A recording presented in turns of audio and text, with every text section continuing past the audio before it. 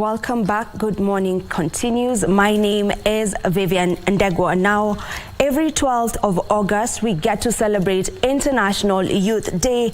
And in line with that, today on Transformative Leaders, I am joined by Mr. Samwel, who is the Senior Program Officer for Grassroots Nest for Innovations and Change, abbreviated as GRiC. And together with him is Elizabeth Shonko, who is an alumni of the same leadership program, GRiC, and she is passionate about the girl child.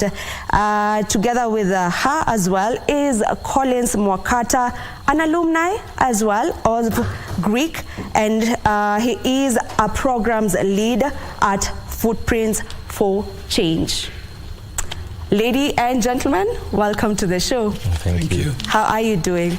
Doing great. It's a chilly morning, but I can see all of you came prepared. You have your coats on. Absolutely. All right, if you can get to begin with the importance of grassroots initiatives. Mr. Samwel, maybe you can take that.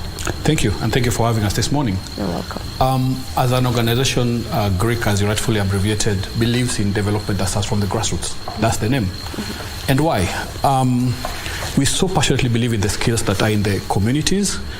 We don't believe in importing skills into the communities, but into changing the skills that are in the community into usable skills. So we strongly believe as an organization that there's enough skills in the community. All that is required is to change them into usable skills through training, through mentorship, and through collaborative networks. Yeah. And maybe what drove you into wanting to create change in your community? I believe this is a question that each one of you can take, but we can just begin with you as well, Mr. Samwel. Out of lived experiences.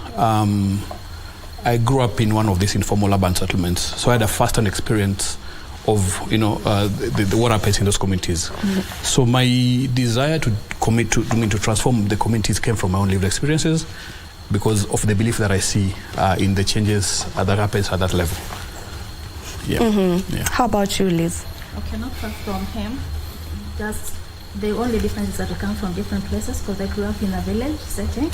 So seeing all the, maybe I can call them the injustice in the community towards the women and the girls, maybe that arose a need in me, maybe to advocate for their rights or to sensitize them, for them to know more about their rights and to be aware of them. Collins? Okay, having been born and grown in Nairobi Eastlands, there are certain injustices that we experience every day. So it drove me to want to change what I see every day in the community. So yeah, that's what drove me. Maybe what are some of the involvements that you would urge the youth to get into? Okay, many youths don't want to volunteer because maybe there's no payments, there's nothing, there's no financial gains. But through volunteering, like you get to meet people in the same career path that you're pursuing. Through volunteering, it gives you some certain, you get to know your purpose, your why. Why are you in this world? Why are you fighting for certain changes? Yeah. So you're asking the youth to volunteer. You know, someone may be watching us from home and they wonder, why volunteer? You know, I mean, I'm educated. I need to get a job where I'm getting paid. So why should I go ahead and just volunteer and not get anything out of it monetary-wise?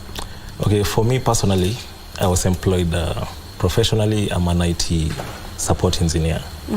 So during COVID, I lost my job. And then I started a business. But now it wasn't fulfilling. So I joined the GRiC fellowship, and I believe it gave me some purpose in this life. You know, other than just making money, you feel you're doing some real change to the community, and it's fulfilling. Have you maybe taken up any volunteer jobs, Liz? Yes, I did. Before I got a job, just immediately after I graduated from campus, I was volunteering in a children's home. Because I generally just love kids and what. So there was, I didn't have a job at that time.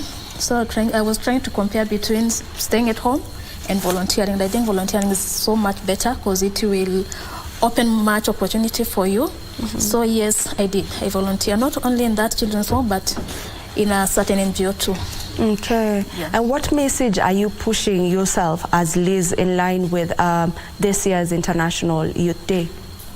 Okay, maybe I have a message to the youth and also to the government at large. Maybe for the youth, I can tell them to avail themselves, because we love maybe being, can you say, the behind the closed doors. We are just there chat. We don't want to go there and look for the opportunity. So let's get out. Let's fight for our rights. Yeah, let's fight for our rights. And I'm sure wherever we want to go or wherever we want this country to be in some years to come, it shall come to pass. But it will not come to pass if we just sit behind the closed door. And for the government, maybe I urge the government, all the stakeholders, to give the youth the opportunity, because most of them don't have that opportunity. Okay. Yes. Mr. Samwel, now that Liz has touched on the government and stakeholders, what are they not doing just yet to ensure that they propel the Kenyan youth? Great. I think I'll start by the government, because I mean that's where the buck stops, so to speak.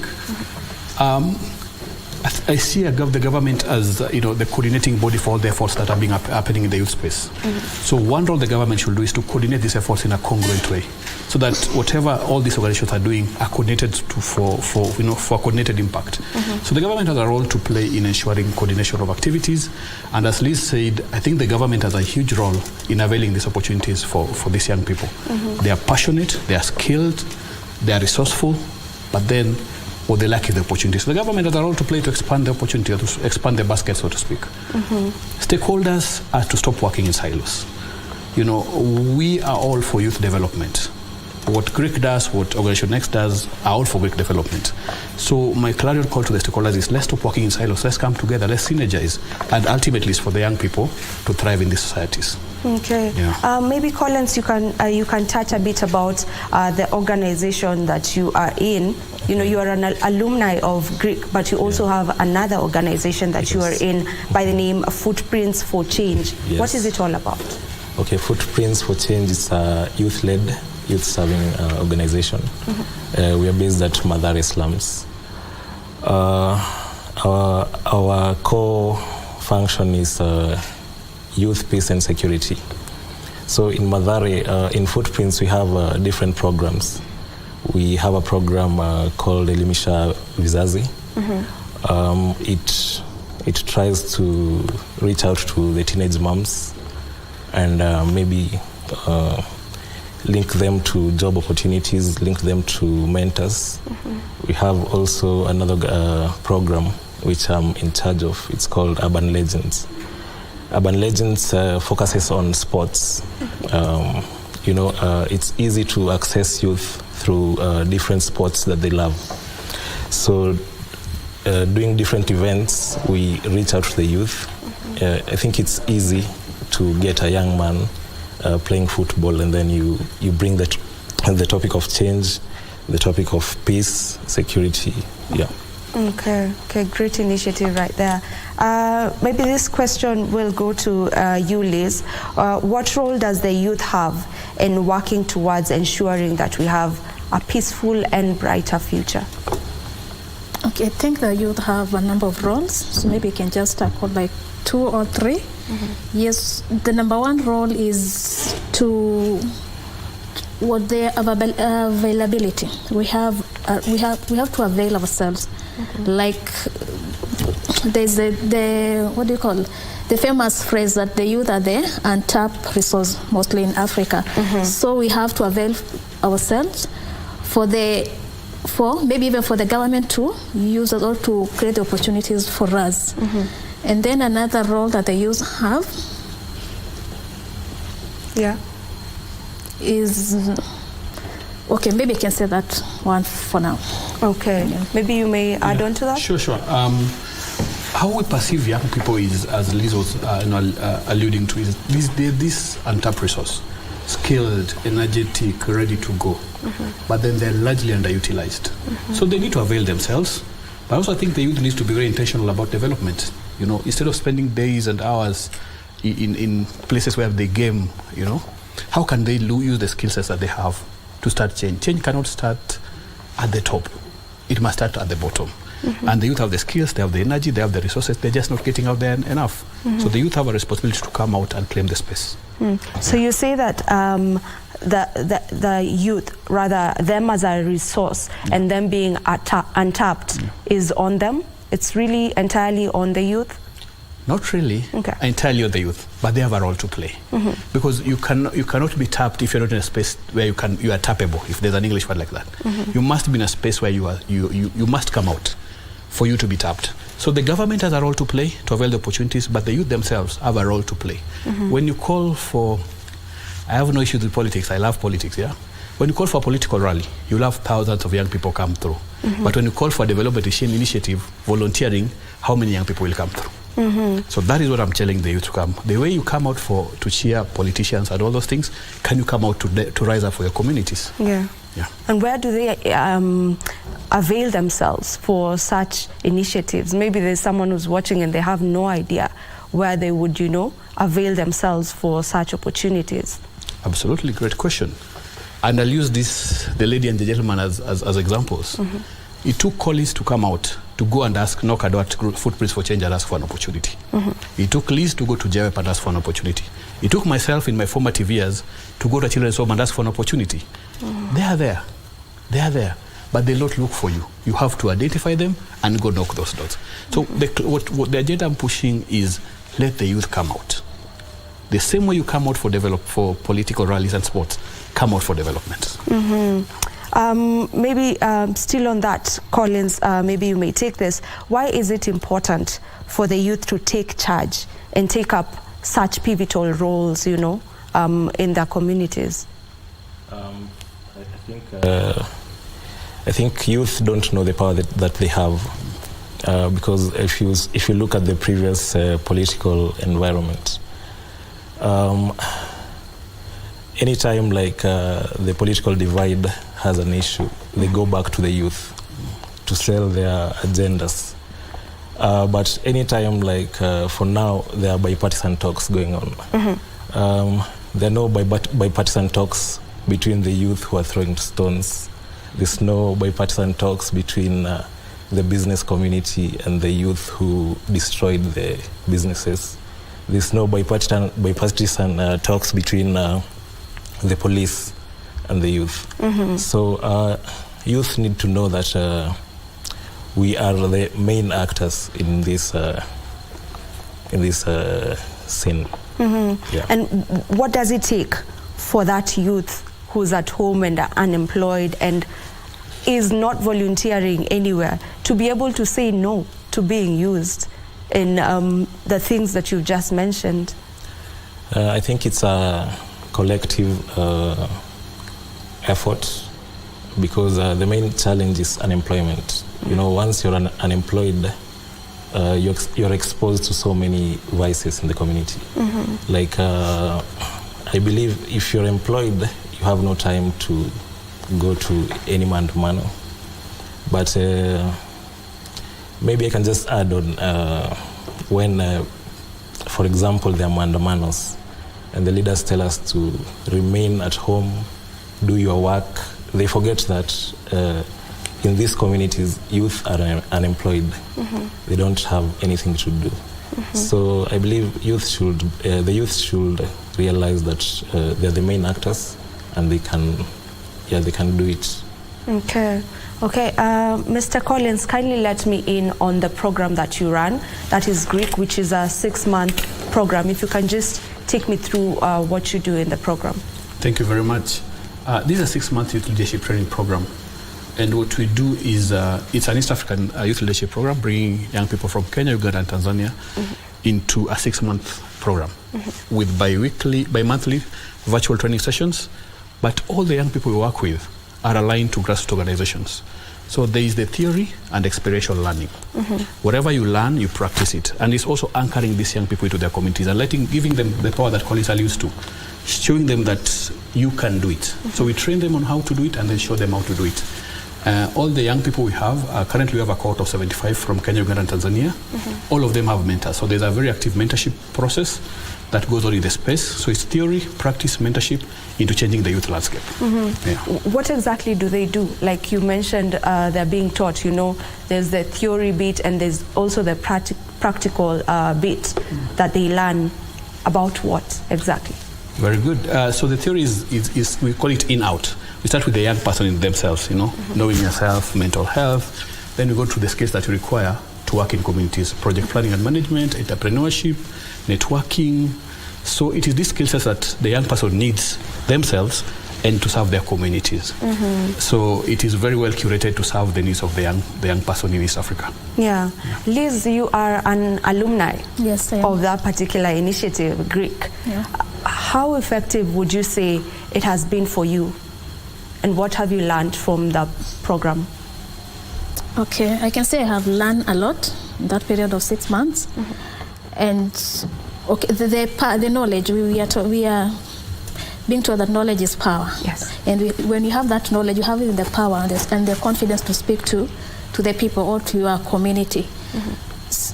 Yeah, so I can say it has been very helpful to me. The skills I'm using at the moment, maybe to teach or to transfer to the people, to the youth that I'm working, that I'm working with. That is the knowledge that I got from GRiC. Maybe what he touched something on the mental issue. Yeah, that's something that even affects even people in the village. Because about maybe the previous years, tunajua those are the things of the city, but even the village, people are suffering from mental issues. And by having that knowledge or by having that power, I'm able even maybe, okay, I'm not a medical or whatever, but at least I'm able to identify and direct them to the right channels. Okay. What would you love to share from the program, Collins, as we wind up? Maybe I can encourage more youth to get involved, get out of your comfort zone, and try and volunteer. I think also for the government, I think the government should reach out to the grassroots organizations, because I believe that's where the real issues are. Yeah, I think we can collaborate with the government, different organizations, and try and bring real change to the community. Yeah. There's something I really want us to touch on before we run out of time, and that is the issue, or rather the topic of mentors that you touched a bit on, Samwel. And I believe, Collins, Samwel was your mentor. Yeah, just how important is it for someone to have a mentor? Growing up, I always believed that a mentor is someone famous. I think different people have famous mentors. But personally, I think a mentor should be someone who you can relate to. You can see the day-to-day activities, how they handle different scenarios in life. And Sam has been a great mentor. Because I believe we come from almost the same setup, Nairobi, Eastlands. And me seeing Sam doing it, it inspired me to continue with the work that we do, because it's not easy work. Sometimes you might want to quit, but if you have a strong mentor, it helps you to grow in different sectors of your life. Okay. Yeah. All right. On that note, we'll take a very short break. Don't you go too far. We'll be back continuing with this conversation as we wind up on it.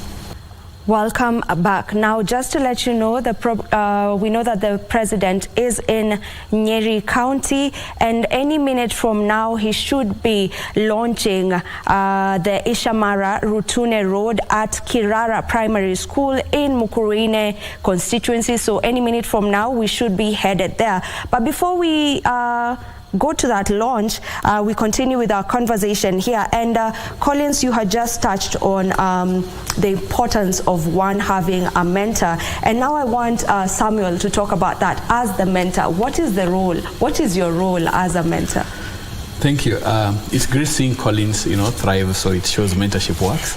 My role is to unhold and pave the way for my mentee. But it's not a one-way sort of engagement. In working with Collins, for example, I learned a lot, and I encourage other mentors not to go into the mentorship process thinking you know it all. Go into it as a learning experience. So my role is to pave the way. My role is to, guide effectively, learning from, making him not make the same mistakes I made, but also very intentionally chart a way forward for him. It's a very personal relationship.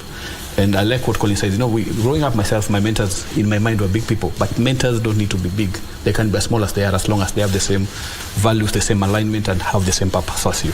So the role is basically to pave the way and hold and guide. Yeah. And it's a lifelong process. It doesn't end at the end of the fellowship. We are still together as much as we graduated. Yeah. I think people confuse mentors and role models. Absolutely. Is there a difference between the two, and what is the difference really? Very good question, and there's a lot of confusion about that. A mentor is this person who is very intentional with the relationship you have with them. For example, a famous musician cannot be your mentor if you don't have a personal relationship with them. But they can be a role model because they espouse the same values that you espouse. So a mentor can or cannot be a role model, but a role model may not be a mentor. Hope I've not confused our viewers further. So a role model is the intentionality of the relationship and the alignment in purpose.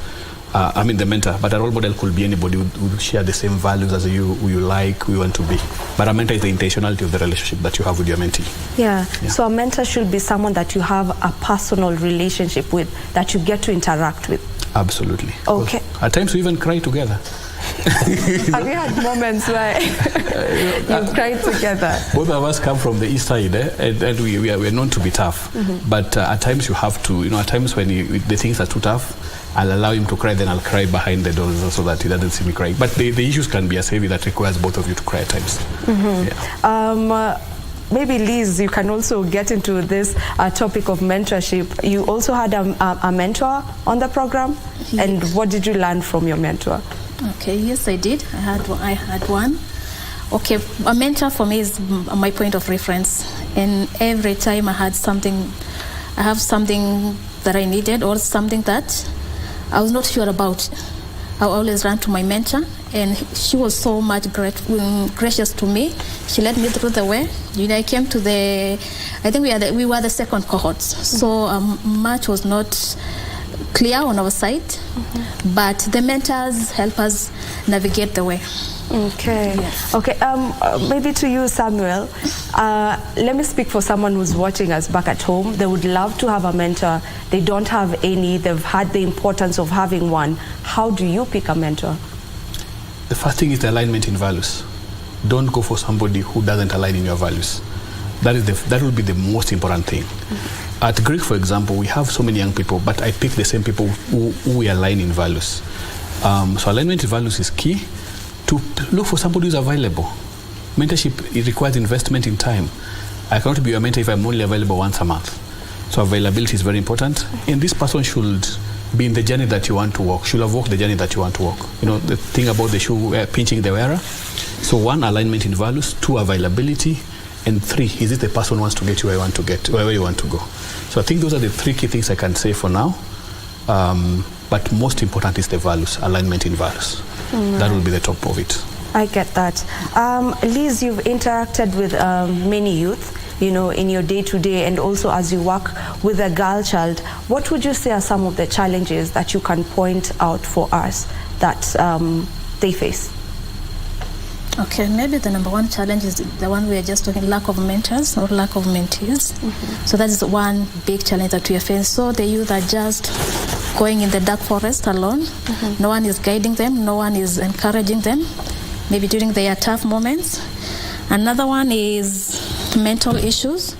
We are told the 21st century youth, that is the biggest challenge that they are facing. I still don't know the cause. Maybe I'll do a little research on that. So mental issues is another challenge. And you can also say that, yes, lack of opportunities. Yeah, they're not given lack of opportunities. Like there's something that Collins said before, that let's say, for example, the issue of the bipartisan, the youth are nowhere in the picture, so they are not given opportunity to express themselves or to bring anything on the table. There's the issue of mental health that you've touched on.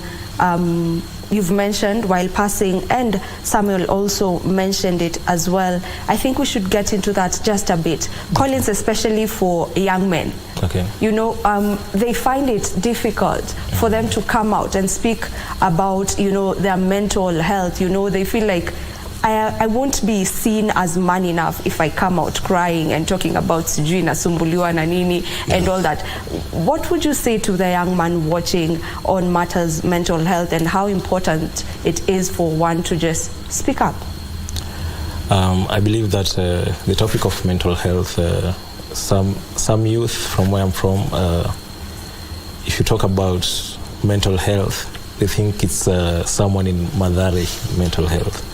But it's just simple lifestyle decisions that we make. So as much as men we are tough, you need to find someone who you can share with. It can be a friend, it can be a brother, it can be just anyone who you're comfortable with. Because as men, we don't love sharing issues. So yeah, we shouldn't run into drugs and maybe alcohol, hiding away from the small issues. Mental health, it's nothing big. It can be you lost your job, you lost a friend, but you don't know how to deal with that. So I encourage young men to talk. Yeah. Just find someone to talk to.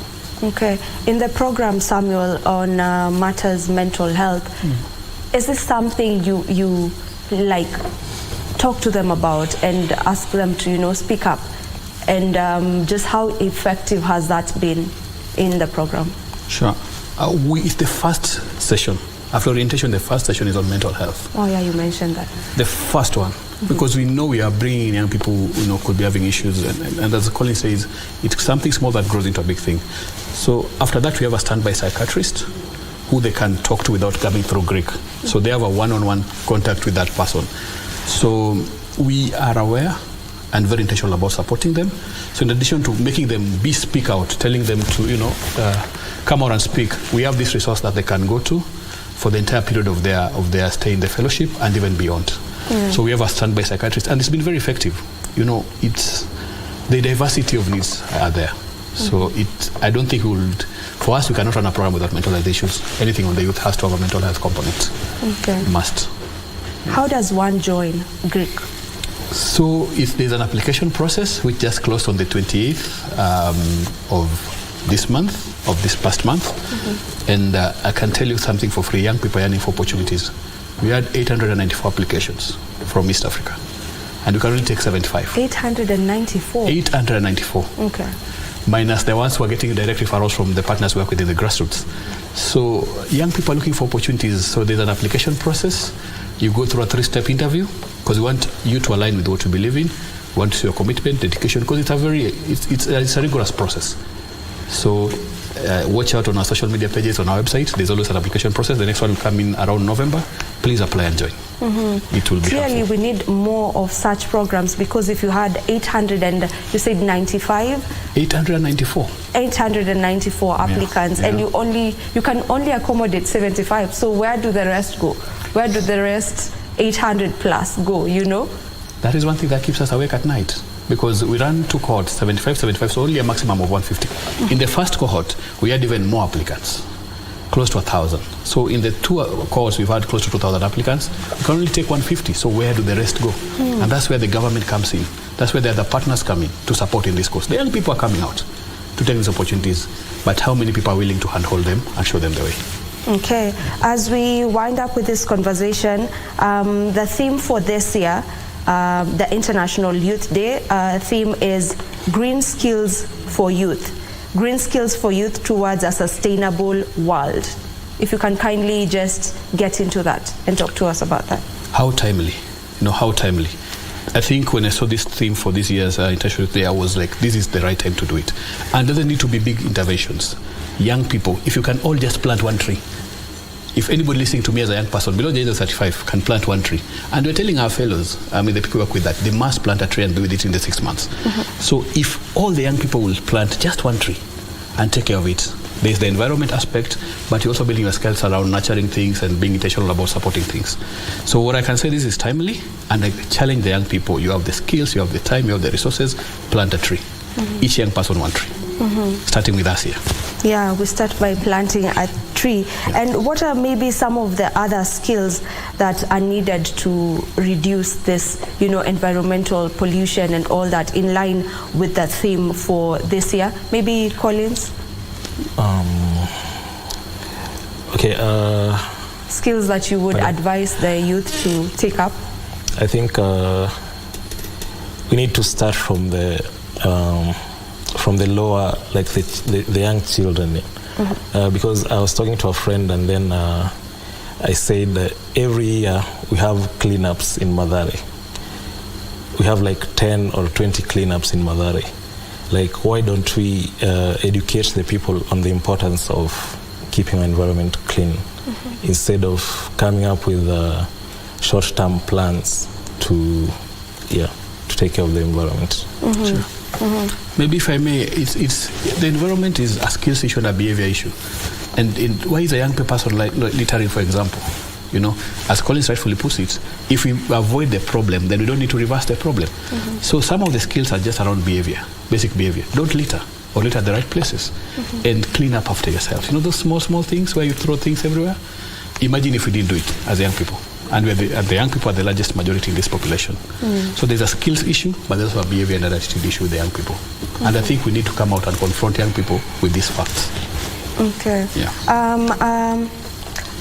What should be done to ensure that we are creating a regional movement of youthful grassroots champions? Let the youth take lead. Be at the back. Cheer them. Show them the way. Mentor them. I really believe in the power of young people. I've seen it work in my eyes. So let's be at the back. Let's cheer them. Let's show them the way. Let's network them, and let us allow them to take charge of the agenda. You know, this thing of being young until you're 50 years must stop. We must allow the real young people to take charge of the youth agenda. Our role as we exit the youth platform is to now show them the way, bring them together, network them, and allow them to take charge of their destiny. Continually coming in to check in if they're in the right path, but allowing them to take leadership and run with it. They can do it. They've done it before. Yeah. Yeah, and you just mentioned letting 50-year-olds, you know, still referring to themselves as the youth. And actually, the UN defines the youth as someone between, or rather, people between the ages of 15 and 24. I thought it is until 35. Yeah. What happened? What happened? I think the youth space is becoming smaller, and it should be, because we need to run away from, 60-year-olds calling themselves young. But I think it's a realization that there's a lot of skills in that age bracket. And the initial definition was a bit expanded to 35 years, but we are realizing as time goes by there's a lot of skill sets in that age group, a lot of talents that can still get the same value as a 35-year-old, for example. So I love that definition, and I strongly believe that we should adhere to that definition. And as GRiC, we can only stretch it to 28.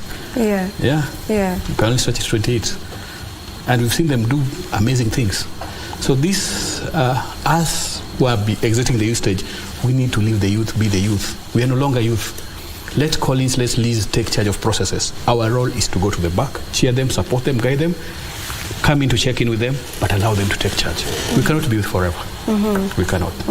The 15 to 24, I'm still on that, because I'm like, do you mean to tell me I am not a youth? I refer to myself as a youth. Liz, you work with young girls. Yes. If you could just let us in on that. What do you do with the young girls or for the young girls? Okay, what we do in our CBO, first we sensitize them, create awareness, especially on their rights. And the number one right is the right to education. I was telling my Collins when we are coming, that is in my village, those girls even don't know their rights. They don't even know that they have a right to go to school. So we are really advocating for that. For the vulnerable one, we are trying to link them with the sponsors. for them to go to school. The sponsors to pay fees for them, and maybe for the teen moms, we are not encouraging them. We are not encouraging that. But if you have a kid, there's a way maybe the kid can be taken care of, and then you go to school.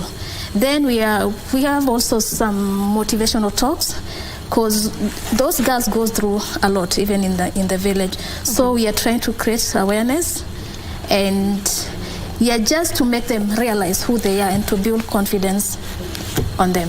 Yeah, you've touched on something to do with teen moms, and sometimes some people may be skeptical on supporting teen moms, because maybe they may say you are kind of like encouraging more young girls to get pregnant. But just how important is it to support them, because they are already in this condition, so what to do now? I think it's very important. I think every person in this world needs a second chance, third or even fourth. So it is important, because I've seen maybe two groups of people, those who are given another chance and those who are married off. And 5-10 years down the line, there's a big difference in that, because maybe this girl is graduating and the one who was married off has around 2-3 kids. So you weigh the two, of course, the other one has more advantage in that. So it is very important. We are not encouraging them, but if they fail, you can pick up. Mr. Samwel mentioned that we should let the youth take up space. Maybe for you as Collins, how should they let you take up space as a youth? First of all, is allowing us to participate in the leadership. I think for the longest time, the youth are just used to support other people and their interests. I think for GRiC, they are allowing us to participate in leadership, because after graduating, that's when I started working with Footprints for Change. And through the program, the skills that I learned, I got a programs lead position at Footprints. And I believe many people are doing the right thing to allow youth into that space. So I believe different actors should collaborate more and support the youth. You just touched on Footprints that we had talked about just before. And GRiC is already full. They have 75 that they can handle. So what about Footprints? Do you have space maybe, and how can one join? Yeah, we have space, but the challenge is, as Sam said, we can't come for you. Like, you have to go out there and look for these opportunities. For example, if I just decided to sit at home, I wouldn't have known about GRiC. As much as the young people, we blame the government, we blame everyone, but you don't take the responsibility to look for opportunities, because there are so many opportunities. At Footprints, we have volunteering opportunities, because we are very active at Mathare. So if you're a young person, you can go to our website, footprintsforchange.org, and you can also find us on social media, Footprints for Change, Twitter, Facebook, Instagram, Footprints for Change. So you only take up, have space for the youth in Mathare? Not really in Mathare, because I don't stay in Mathare, but I'm working at Footprints. So any youth who can comfortably be at Mathare should apply. Samwel, as we finish up, are we ready to let the youth take charge? We are ready, and speaking on behalf of my organization, we are very ready to let the youth take charge. And in leadership, in decision, leadership can be cosmetic, but we want the young people to be at the forefront of decision making, not just leadership for the sake of it, but they should make decisions. So we are ready, but there's this mistrust between generations. where the young people feel like, the old people feel like, we know a lot, the young people feel, so we need to break the mistrust, this ceiling. But it has to be very intentional. It cannot be on paper. Let them take leadership, but most importantly, let them make decisions about what concerns them. Okay. Yeah. Your message to the youth as we get ready, in preparation for the celebration on the 12th. Come out, be bold, be intentional, get out of your comfort zone. There are opportunities, but nobody will come for you. Be ready to fail, but fail forward. You will fail for sure. But if Collins never came twice, thrice, if Liz never came twice, thrice, they will not be here in this conversation. Come out, be bold, be intentional, be ready to fail. But whenever you fail, fail forward. Yeah. Collins, your message to the youth? My message is, okay, there's this, I don't know if it's famous, there's a quote that says, the ghetto is a prison with invisible walls. So I love that. Could you please say that again? I need to write that one. I don't know it. The ghetto is a prison with invisible walls. So the youth need to know that there are so many opportunities outside that place that they are in. Like Sam said, just come out. You'll meet people who are willing to assist you. And yeah. Yeah. Your message. Okay, my message and my final words to the youth is use whatever you have in your hands. I remember just after graduating in campus, my dream job was to work in the UN, to work I don't know where. And I forgot all the CBOs in my village, and that is where I am today. So wherever you are, whatever you have, start there. I was winding up, but there's something you mentioned, the fact that we as the youth want a specific kind of job. I want to be employed by the UN. True. Could you please talk on that mentality and try to let them know that, you don't really need to work, maybe at a specific place, at a particular place, that you shut your eyes from seeing other opportunities that could be available. Very, very true and spot on from Liz. Young people have this frame of what they need to be. Driving this car, working for this job, married to this ex-person. So I will just echo what Liza said. Start with what you have, start where you are. These opportunities will come, but they don't come if you don't have the experience, if you don't have the networks, if you don't have the... And let's be honest, a lot of jobs now are about networks. If somebody's looking for a young person right now, it's easy for me to refine the person I've worked with more than any other person I know. But if they didn't come out and started with the CBOs that they worked with, because GRiC worked with CBOs, 26 of them across East Africa. If they didn't start with the CBOs, I wouldn't have known them. So start with what you have.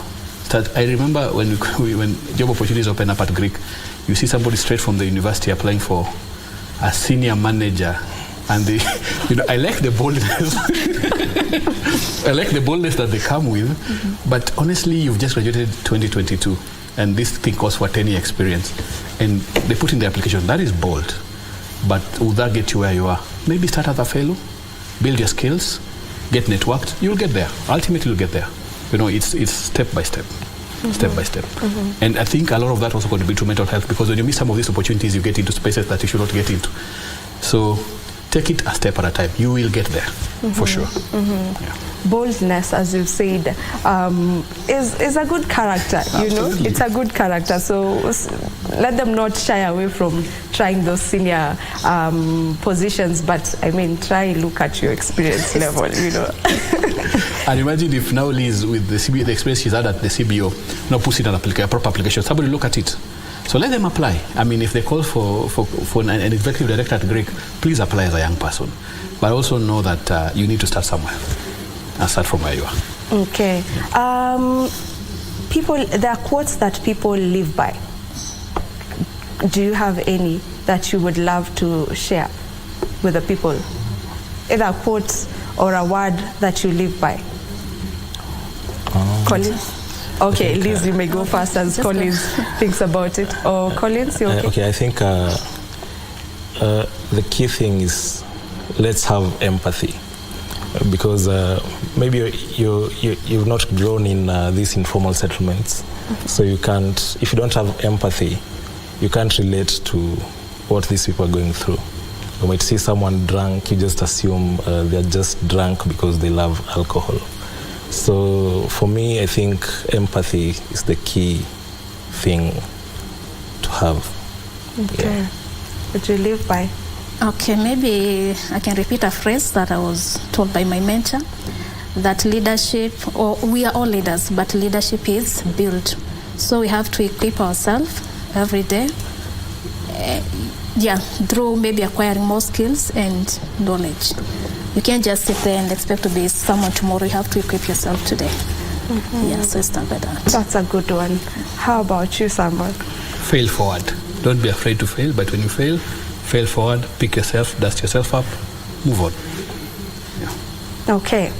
Thank you so much for joining us on this conversation. I believe it was a good one. I believe that as the youth out there, you have learned a thing or two. Myself, I have learned a new one. That is, the ghetto is a prison with invisible walls. So just use whatever you have. Start with what you have. Build character, and you will be good to go. And do not shy away from asking for opportunities. Go out there, look for initiatives that are out there. Try volunteer. You don't need to make money out of something. You can learn so much just from being a volunteer at an initiative. You know, you get to interact with other people. You get to pick their minds on one or two things, and it helps you in improving yourself as a person. This is where we finish up with this conversation. Thank you so much for tuning in to Good Morning Kenya. My name is Vivian Ndegwa, and I will see you same time tomorrow. See you.